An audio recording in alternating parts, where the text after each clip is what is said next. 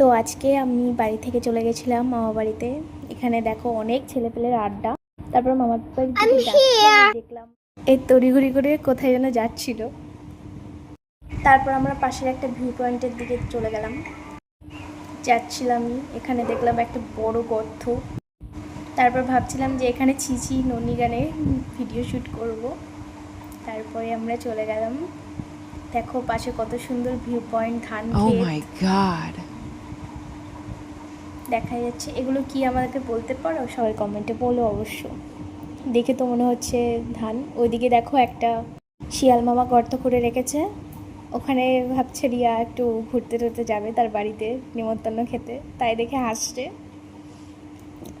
দেখো গর্তটা কতটা সুন্দর। এখানে ভাবছি কিশোরী গানের শ্যুটটা করব নেক্সট দিন এসে। এত সুন্দর ভিউ পয়েন্ট দেখে